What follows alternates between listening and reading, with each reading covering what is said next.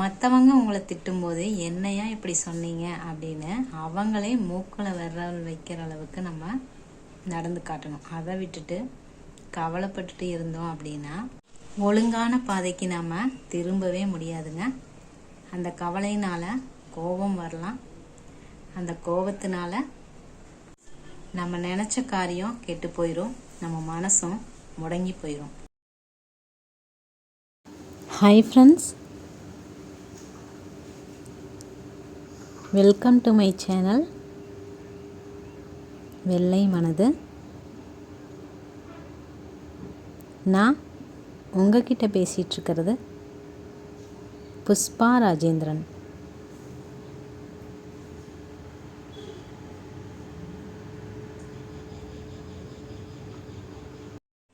வணக்கம் சொந்தங்களே, எல்லாரும் எப்படி இருக்கீங்க? நல்லா இருப்பீங்க அப்படின்னு நம்புகிறேன்.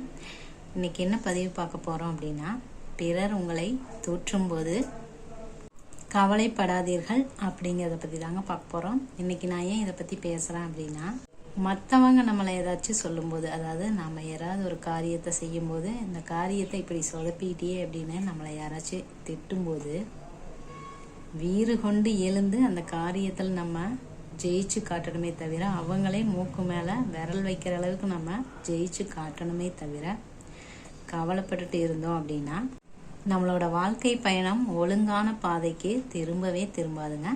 அதுக்காகத்தான் நான் ஏன் இப்படி சொல்கிறேன் அப்படின்னா, கவலை அப்படிங்கிறது அப்படிங்கிற ஒரு எண்ணத்தினால உருவான ஒரு தேவையில்லாத எண்ணங்கள்னால உருவான ஒரு வட்டம்தான். அதில் சிக்கிக்கிட்டோம் அப்படின்னா தேவையில்லாத கோபம் வரலாம், நம்மளோட காரியம் கெட்டு போயிடலாம், நம்மளோட மனசும் முடங்கி போயிருங்க. ஒரு விஷயத்தை நம்ம செய்யும்போது, அதை சரியாக செய்யும்போது கிடைக்கிற பாராட்டை விட அதை சொதப்பும் போது கிடைக்கிற அந்த திட்டல்கள் தூற்றல்கள் இருந்து நாம் எப்படி வெளி வர்றோம் அப்படிங்கிறது தாங்க நம்ம பாதை, ஒழுங்கான பாதைக்கான ஒரு வடிகால் அப்படின்னே சொல்லலாம்.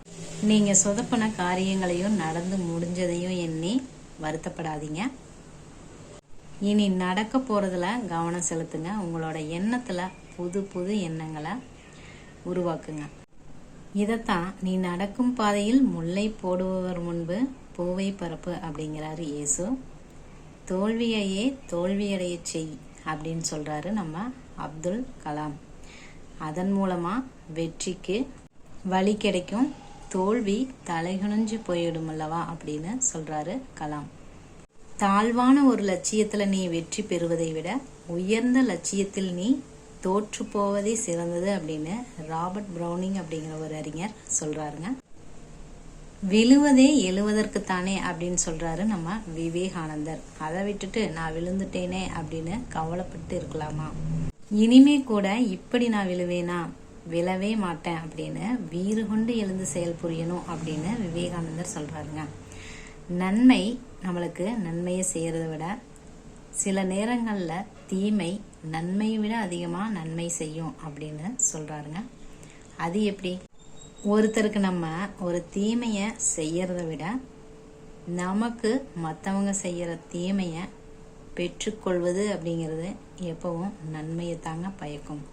அது எப்படின்னா, நான் சொல்ல போகிற இந்த வார்த்தைகள் உங்களுக்கு ஈஸியாக புரியும் அப்படின்னு நினைக்கிறேன். என்ன அப்படின்னா, ஒரு தீமையை நம்ம மற்றவங்களுக்கு செய்யும்போது அது நமக்குள்ள ஒரு தீமையான அதிர்வலைகளை தான் உருவாக்கும். ஆனால் ஒரு தீமையை நம்ம பெறும்போது, நம்மளை இப்படி சொல்லிட்டாங்களே அப்படிங்கிற ஒரு இதையை நாம் ஏற்றுக்கும்போது, அப்போ நம்மளோட மனசு தூய்மையாகிறத நம்ம பார்க்க முடியும். ஏன்னா இந்த மாதிரி நம்ம மற்றவங்களுக்கு செய்யக்கூடாது அப்படிங்கிற ஒரு எண்ணம் நமக்கு தோண ஆரம்பிக்கும். எப்போ நம்மளோட மனசு தூய்மையாகுதோ அப்போவே நம்மளோட மனசோட வலிமை அதிகமாயிருங்க.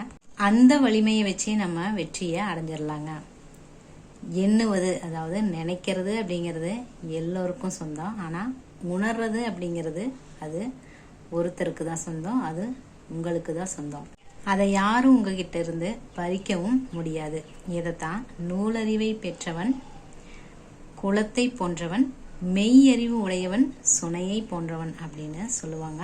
உங்கள் உள்ளத்தால் உணர்றதை விட எண்ணத்தால் எதுவும் நடக்காது அப்படின்னு தாங்க சொல்ல முடியும். சரிங்க, ஏதாவது ஒரு காரியத்தில் நீங்கள் தோற்று போகும்போது, அதை மற்றவங்க தூற்றும் போது, ஏதாவது குறை சொல்லும்போது, நீங்கள் செய்ய வேண்டியதெல்லாம் அதை ஏற்றுக்கிட்டு உங்கள் மனசோட வலிமையை அதிகப்படுத்திட்டு அதே செயலில் இல்லை அதை விட பெரிய செயலில் அவங்களே மூக்கு மேலே விரல் வைக்கிற அளவுக்கு முன்னேறி காட்டுங்க. அதைத்தான் இந்த வீடியோவில் நான் சொல்ல வந்தேன். தோல்வி அடைஞ்சிட்டுமே அப்படின்னு வருத்தப்படாதீங்க. அதிலிருந்து நம்ம என்ன கற்றுக்கிட்டோம் அப்படிங்கிறத ஞாபகப்படுத்தி பாருங்கள். மறுபடியும் இந்த மாதிரி தோல்வி வந்துருமோ அப்படிங்கிற ஒரு மன சஞ்சலம் நமக்கு வேண்டாங்க. நம்ம விவேகானந்தர் பேசும்போதே தைரியம் வாய்ந்த இளைஞர்களே அப்படின்னு தாங்க பேசுகிறாரு.